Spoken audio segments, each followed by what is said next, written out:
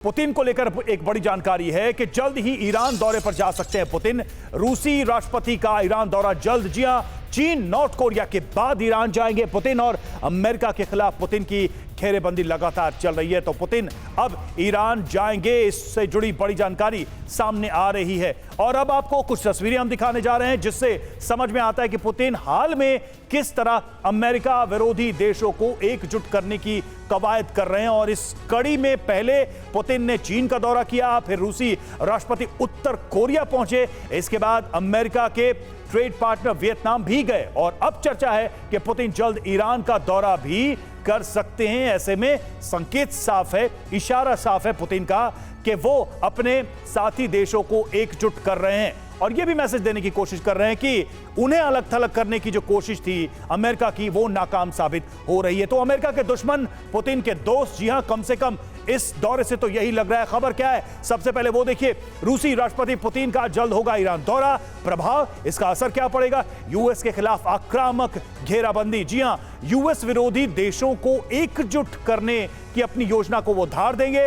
रूस को Iran US के तनावपूर्ण संबंध का फायदा मिलेगा और पुतिन को अकेला करने की यूएस की रणनीति नाकाम हो जाएगी। रूस ईरान रिश्ते, जी हां, यूक्रेन युद्ध में रूस के साथ ईरान रहा है और रूस को शाहेद ड्रोन देता रहा है ईरान, और ईरान को रूस भी आधुनिक हथियार देता रहा है। पहले कहां दौरे हुए वो भी देखिए, क्योंकि एक पूरा एक तरीके से डॉट जुड़ते नजर आ रहे हैं। मई में चीन का दौरा कर चुके हैं पुतिन, जून में नॉर्थ कोरिया में किम के साथ मिले, वो तस्वीरें पूरी दुनिया ने देखी और अब देखिए ईरान को लेकर यह बात सामने आ रही है। मनीष, बात यहां पर यही आके रुकती है कि जो जाल अमेरिका ने बिछाया था, अब उसी जाल में क्या अमेरिका फंसता जा रहा है। अमेरिका विरोधी जितने देश हैं वो सब रूस के साथ, पुतिन के साथ। देखिए, इसमें कोई दो राय नहीं है कि ये लड़ाई दरअसल वेस्ट वर्सेस रेस्ट की हो रही है और इसीलिए आप देखिए कि एक तरफ ये एक्सिस अलायंस बना रहे हैं जिसमें कि जितने भी रूस, ईरान, नॉर्थ कोरिया, चीन या फिर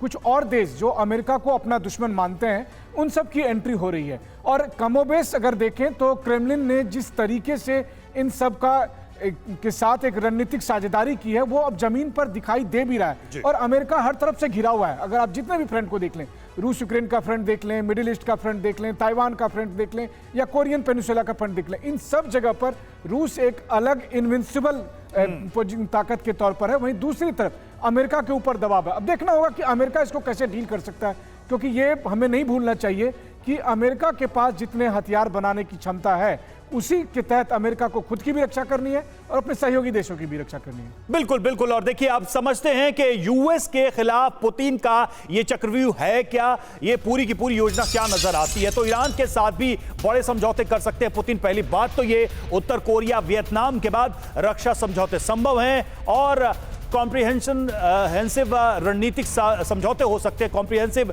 जो ट्रीटीज हैं वो हो सकती है, उनका ऐलान हो सकता है। रक्षा समझौते पर रूस ईरान के बीच बातचीत लगभग पूरी हो गई है। ईरान की रूस से करीबी अमेरिका के लिए एक बड़ी टेंशन का कारण बन सकती है आने वाले समय में।